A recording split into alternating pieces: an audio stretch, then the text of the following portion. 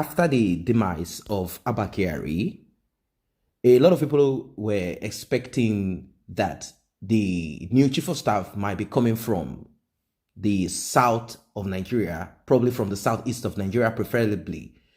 But you know how these things work. The chief of staff will have to connect directly to the president, and Buhari needs someone that speaks his language. As you know, Buhari is not used to so much complex and too much grammar. He needs someone that he claimed that he believes in, and I don't think Buhari want to believe in anyone from the south of Nigeria. More from even the southeast of Nigeria. I don't think he want to trust. Buhari works with this. Now, President Buhari, it has been reported that he appointed a former secretary to the government of the Federation, SGF, Babagana Kingibe, as the chief of staff to replace Abba Kyari, according to Times newspaper. Abba Kyari is dead. President Buhari reportedly appoints Babagana Kingibe as new chief of staff. I don't know if this is going to be permanent anyway. This is also on other newspaper out there, online newspaper out there. This is just the news at the moment. We don't know how, if it's just a temporary or it's going to be permanent anyway.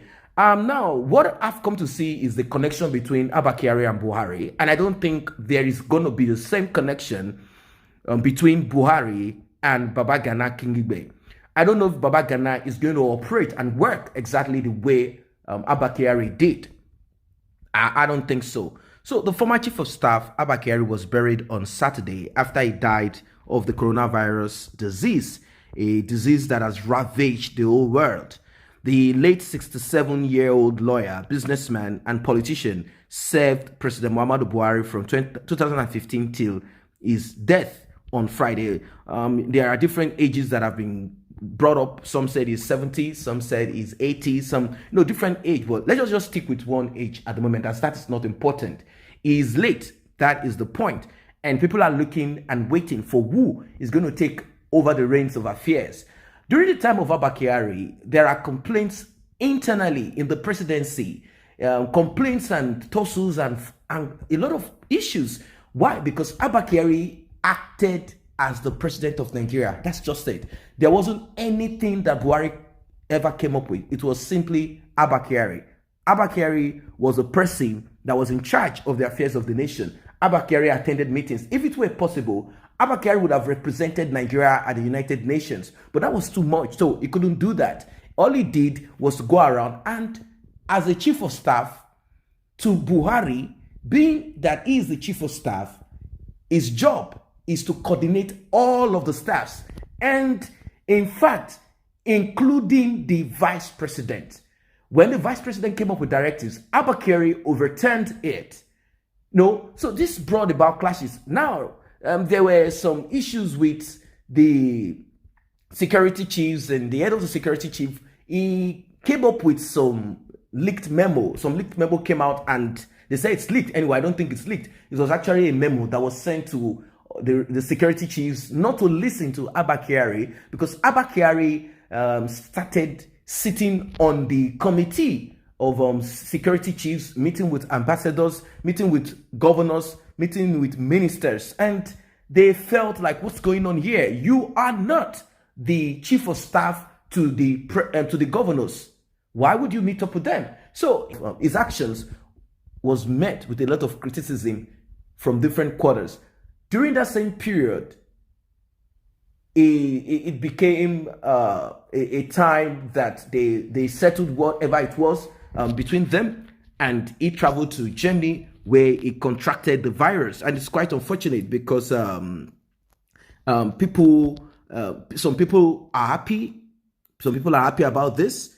They do not mind that Abba Kyari is dead, even though some of them might not be outspoken. With all of the conflict, of course, it's going to happen anyway. If Buhari has given him all authority to operate, he had issues with Mrs. Winfred Ekanem Oyo Ita, and she is the head of service, and also with Mogunu Babagana, and it was a very tough one that tough that happened back then.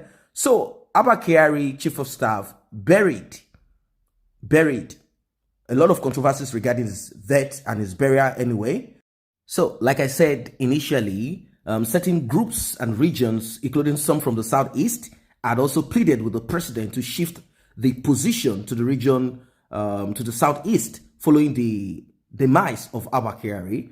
However, Tell newspaper authoritatively reported on Sunday that King Igbe, who has served the nation in different capacities as a diplomat from the north, of course, Minister of Foreign Affairs from 1993 to 1995.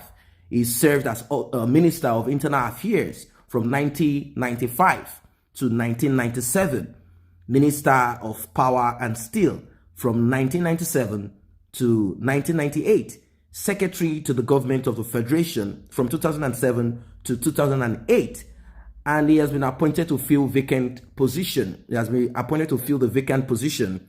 Abba Kyari tested positive to coronavirus. This is not in news any longer. Whilst he was on his way coming back from Germany, and he subsequently died of the infection in Lagos State.